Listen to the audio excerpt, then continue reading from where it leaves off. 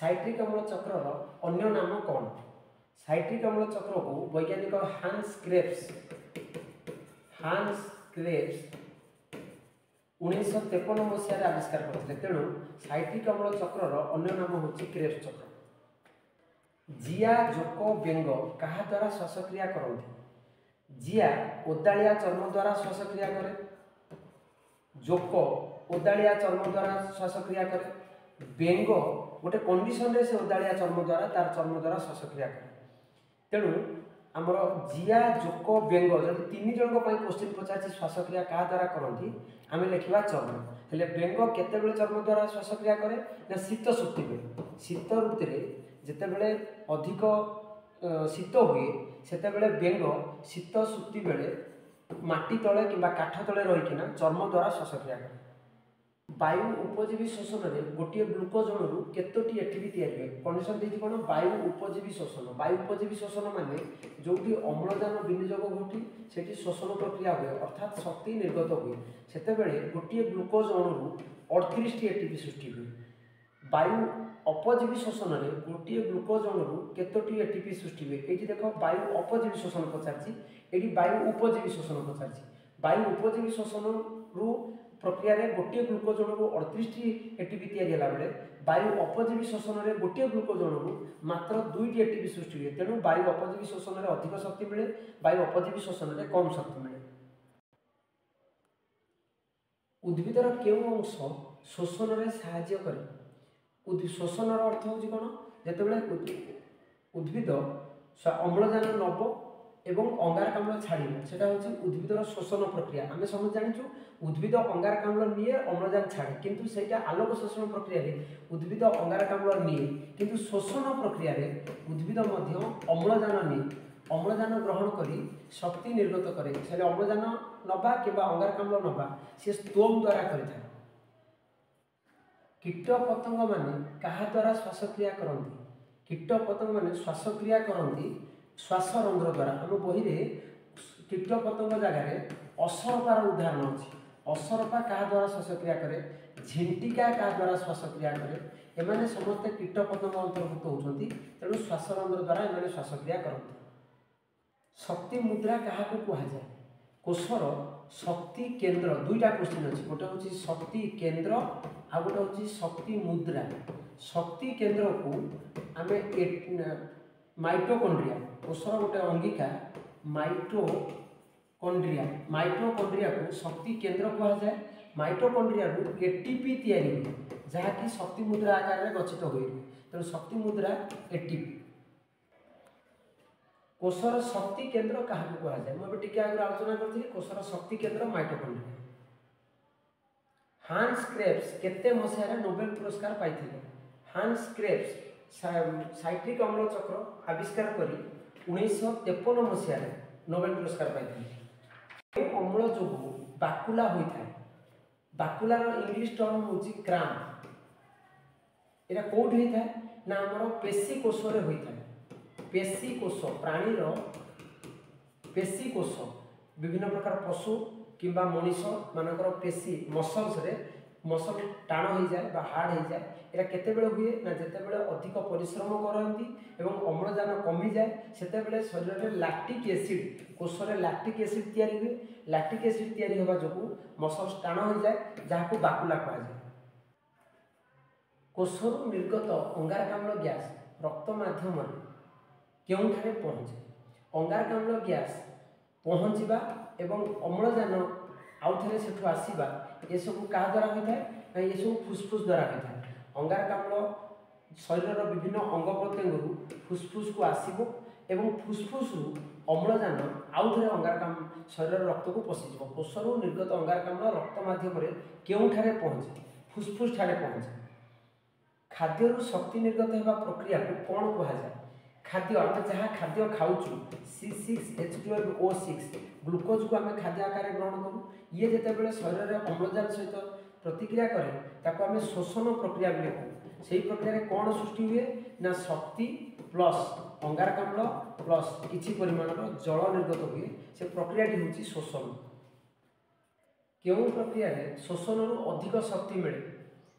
शोषण को दुई भाग में विभक्त करा जायछि। गोटे हूँ वायु उपजीवी शोषण जोटि कि अम्लजान विनियोग हुए, वायु अपजीवी शोषण जोटि कि शोषण प्रक्रिया हुए किंतु अम्लजानर अनुपस्थिति हेले वायु उपजीवी शोषण रे 38 एटीपी मिले, वायु अपजीवी शोषण रे मात्र 2 एटीपी मिले। तेणु आम क्वेश्चन पचार क्यों प्रक्रिया रे अधिक शक्ति मिले, ओबियसली वायु उपजीवी शोषण रे अधिक शक्ति मिले। क्यों जीव शरीर रे वायु अपजीवी शोषण होता है, वायु अपजीवी शोषण अर्थात अम्लजानर अनुपस्थित रे केवल ईस्ट पाखे ही यह देखा जाए। आपको आम किणन प्रक्रिया बोली कही था। वायु अपजीवी शोषण अन्य नाम हूँ किणन प्रक्रिया, ईस्ट पाखे देखा जाए। प्रश्वास समय बक्ष गहर आयतन शतकड़ा केते वृद्धि घटे। प्रश्वास अर्थ कौन ना, जितेबाला अम्लजान आम ग्रहण करूँ, अम्लजान ग्रहण करने प्रक्रिया को आम कौन कहवा प्रश्वास कहवा। आ अम्लजान जितेबाला शरीर भीतर को जाए से ओबियसली आमर फुसफुस दुईटार कौन हुए ना एक्सपांड हुए एवं बक्ष गहर बढ़ी जाए। केते बढ़े ना 20 शतकड़ा वृद्धि पाए। कईंचर शोषणर अंगर नाम कौन? कईंच गोटे उभयचर प्राणी, ता जल रुहे स्थल रुहे। कईंचर शोषण अंगर नाम हूँ फुसफुस। तिमी जल रही तार शोषण अंगर नाम फुसफुस। साइट्रिक अम्ल चक्र कोषर केउठारे होता है? साइट्रिक अम्ल चक्र जीवकोषर केउठारे होता है? प्रकृत में जीवकोषर गोटे अंग अच्छी माइटोकॉन्ड्रिया एवं माइटोकॉन्ड्रियार भीतर पाखटर नाम हूँ मैट्रिक्स। आमर साइट्रिक अम्ल चक्र कौटी हुए ना माइटोकॉन्ड्रियार मैट्रिक्स हुए, किंतु ऑप्शन रे जेहेतु माइटोकॉन्ड्रिया देछि आंसर हम माइटोकॉन्ड्रिया। क्यों प्राणी शीत शक्ति करे? शीत शक्तिर अर्थ कौन ना, शीत दिने अम्लजान ग्रहण करने को कष्ट हुए, तेणु से चयापचय प्रक्रिया धीर हो जाए। सी माटी भितर कि काठ तले बेंग लुचि रही अल्प अम्लजान ग्रहण कर निजर चयापचय प्रक्रिया करें। से समय अधिक शक्ति निर्गत हुए ना बोली से कौन कार्य नक शोई रुए, या शीत शक्ति कहुए। श्वास नलीर द्वार को कौन कहुए? आमर दुईटी नलीर ओपनिंग गोटे जगार अच्छी, जोटे हूँ श्वास नलीर द्वार, आउ गोटे हूँ खाद्य नलीर द्वार। खाद्य नलीर द्वार को गलेट कहुए एवं श्वास नलीर द्वार को ग्लटिस कहुए। खाद्य नलीर श्वास नलीर द्वार को ग्लटिस कहुए, खाद्य नलीर द्वार को गलेट कहुए। यही दुईटी नली अधिजुआ बा एपिग्लटिस द्वारा नियंत्रित हुए। एपिग्लटिस द्वारा यही दुईटी आमर खोला स्थान बा फांका नियंत्रण हुए। खाद्य नलीर द्वार को गलेट कहुए, श्वास नलीर द्वार को ग्लटिस कहुए। श्वास नलीर द्वार को ग्लटिस कहुए। पानी को क्यों गैस दुधिया वर्ण करे? तो भेरी इजी क्वेश्चन। अंगारकाम्ल गैस द्वारा चूर्ण पानी, स्वच्छ चूर्ण पानी दुधिया वर्ण हुए। साइंस वन क्वेश्चन थिला। स्वच्छ चूर्ण पानी हूँ CaOH होल2। जदि आम से अंगारकाम्ल गैस भर्ती कर दबा ताले आम पाइबा CaCO3 कैल्शियम कार्बोनेट। ये प्रथम दुधिया और 2-3 घंटा पर पूरा धला रंग धारण। ग्लाइकोलिसिस जीवकोषर केउठारे संपादित हुए? ग्लाइकोलिसिस एक प्रक्रिया जो ग्लूकोज अणु भांगे। ग्लाइकोलिसिस प्रक्रिया नाम अर्थ हूँ ग्लूकोज अणु C6H12O6 breakdown of glucose is called glycolysis. या कौटी हुए ना कोषर न्यष्टि को बाहर छाड़े जो कोष जीवक अच्छी, कोष जीवक ठारे ग्लाइकोलिसिस प्रक्रिया संपादित हुए। कईंच कुंभीर तिमी जदियो एमाने जल रुहति, कईंच एवं कुंभीर एमाने उभयचर एवं तिमी संपूर्ण जलचर प्राणी, किंतु समस्ते फुसफुस द्वारा श्वासक्रिया करते। असरपा क्यों अंग साहाय्य श्वासक्रिया करे? आम टे आगुरी आम आलोचना करूँ। असरपा हूँ कीटपतंग श्रेणी, तेणु असरपा श्वासरंध्र साहाय्य श्वासक्रिया करे। गाली रे जलचर जीव मैंने श्वासक्रिया करती, माछ फुसफुस द्वारा स्थलचर जीव मैंने, एवं चर्म द्वारा आमर जिया जोक एवं शीत शुक्ति बेले बेंग चर्म द्वारा श्वासक्रिया करे असरपा सर्वदा श्वासरंध्र द्वारा श्वासक्रिया करे आमर बक्ष गहर उदर गहर को किए पृथक करे बक्ष गहर यहाँ जदि आमर शरीर हुए यहाँ हम बक्ष गहर यहाँ हम उदर गहर अर्थ आम जहाँ पेट बोली कहूँ उदर गहर हेले यही दुईटा जगह को पृथक करने गोटे मांस पेशी अच्छी ताकू मध्य छदा कहुए वायु उपजीवी शोषण रे 38 टी एटीपी तैयारी होला बेले वायु अपजीवी शोषण रे मात्र 2 टी एटीपी तैयारी होता है। हिमोग्लोबिन क्यों ठारे थाए हिमोग्लोबिन लोहित रक्त कणिकार गोटे अंग हिमोग्लोबिन क्यों ठारे थाए लोहित रक्त कणिकार गोटे अंग श्वासक्रिया रे फुसफुस रो कोटरिका कहले कोनटा एटा होची श्वास नली एटा होची श्वास नलिका एवं ये जो फुसफुस दुईटी अच्छी फुसफुस भितर छोट छोट एयर पॉकेट जाक थाए वायु थली थाए या को कोटरिका कहुए श्वासक्रिया रे फुसफुस रो कोटरिका और रक्त जानक अर्थात ये फुसफुस भितर विभिन्न प्रकार रक्त जानी गुड़े गुड़े होकिना ए भितर थाए यही कोटरिका गुड़िक भितर आम जहाँ रक्त कैशिक कहू अति क्षुद्र रक्त नली गुड़िक ए भितर थाए ये क्षुद्र रक्त नली आउ वायु कोटरिका भितर गैस रो विनिमय घटे से गैस किए ना अंगारकाम्ल और अम्लजान गैस रो विनिमय घटे बादुड़ी केउ अंग द्वारा श्वासक्रिया करे बादुड़ी फुसफुस द्वारा श्वासक्रिया करे लैक्टिक अम्ल केते कार्बन विशिष्ट लैक्टिक अम्लर संकेत होउची C3H6O3 तेणु से पचार लैक्टिक अम्ल केते कार्बन विशिष्ट अर्थात एथिरे केतोटी कार्बन परमाणु अछि तीनोटी कार्बन परमाणु अछि कोशीय शोषण केते पर्याय विशिष्ट अर्थात कोशर होतवा शोषण प्रक्रिया केतेटी पर्याय संपादित हुए तीनोटी पर्याय संपादित हुए तीनोटी पर्याय कोन ना प्रथम पर्याय होची संवादन द्वितीय पर्याय होची गैस विनिमय आउ गोटे होची गैस परिवहन यही तीनोटी प्रक्रिया रे कोशीय शोषण अर्थात कोशर शोषण प्रक्रिया संपादित हुए इथानल केते कार्बन विशिष्ट इथानल संकेत कौन C2H5OH ये होची इथानल संकेत केते कार्बन विशिष्ट अर्थात यही यौगिक रे केतोटी कार्बन अछि दुईटी कार्बन अछि श्वासनळी रो आरंभ रे कोन थाए श्वासनळी रो आरंभ रे कोन थाए श्वासनळी कोठू ना मुख गहर परे हमर एटा होची श्वासनळी एठू श्वासनळिका होई थाए एवं एठी फुसफुस थाए एटा होची श्वासनळी श्वासनळी रो आरंभ रे कोन थाए श्वासनळी रो आरंभ रे स्वरपेटिका थाए स्वरपेटिका रो इंग्लिश टर्म होची लेरिंग्स हमर बही रे दीटा जाक अछि तेणु आम दीटा जाक घोषिकिना मन रखिबा स्वरपेटिका बा लेरिंग्स सुस्थ व्यक्तिर निश्वास प्रश्वासार मिनिट को प्राय केते थर मिनिट को 15 रु 20 थर एटीपी अणु भांगी एडीपी और पीआई रे परिणत हेले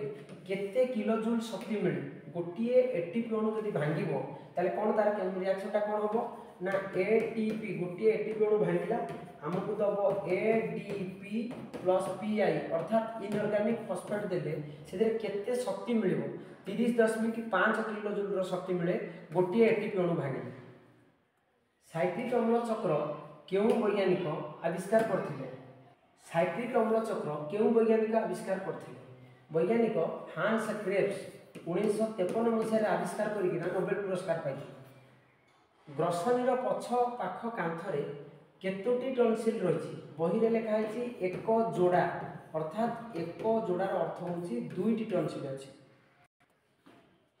फुसफुस रो कोटरिका को कौन घेरी रही था फुसफुस रो कोटरिका कहले कौन ना फुसफुस रे थिबा वायु थली गुडी को कोटरिका कहा जाए आकु कौन घेरी किना रही था टिके आगु हम आलोचना करथुलु आकु विभिन्न सरू सरू रक्त जालिका अर्थात कैशिक रक्त नली गुडी को आकु सब टच करिकिना था रक्त जालिका କେଉଁଟି ଏକ ଲସିକା ବା ଅଙ୍ଗ? ଟନସିଲ ଏକ ଲସିକା ବା ଅଙ୍ଗ ଯାହାର ସଂଖ୍ୟା ହେଉଛି 1 ଯୋଡ଼ା ବା 2ଟି। ଶ୍ୱାସପଥର ପ୍ରଥମ ଭାଗକୁ କ'ଣ କୁହାଯାଏ? ଶ୍ୱାସପଥର ପ୍ରଥମ ଭାଗ ହେଉଛି ନାସାପଥ। କଙ୍କଡ଼ା, ଚିଙ୍ଗୁଡ଼ି, ଗେଣ୍ଡା ଓ ଶାମୁକା କାହା ସାହାଯ୍ୟରେ ଶ୍ୱାସକ୍ରିୟା କରନ୍ତି? ଏମାନେ ସମସ୍ତେ ଜଳଚର ପ୍ରାଣୀ, ସମସ୍ତେ ଗାଲି ସାହାଯ୍ୟରେ ଶ୍ୱାସକ୍ରିୟା କରନ୍ତି, କିନ୍ତୁ କଙ୍କଡ଼ା, ଚିଙ୍ଗୁଡ଼ି, ଗେଣ୍ଡା, ଶାମୁକା ସମସ୍ତଙ୍କର ଗାଲି ପରସ୍ପର ଠାରୁ ଭିନ୍ନ। ଗ୍ଲୁକୋଜ ଅଣୁର କାର୍ବନ ସଂଖ୍ୟା କେତେ? ଗ୍ଲୁକୋଜର ସଂକେତ C6H12O6, ତେଣୁ 6 କାର୍ବନ ବିଶିଷ୍ଟ। ଖାଦ୍ୟ ଗିଳିବା ସମୟରେ ଶ୍ୱାସନଳୀର ଦ୍ୱାର କାହା ଦ୍ୱାରା ବନ୍ଦ ରୁହେ?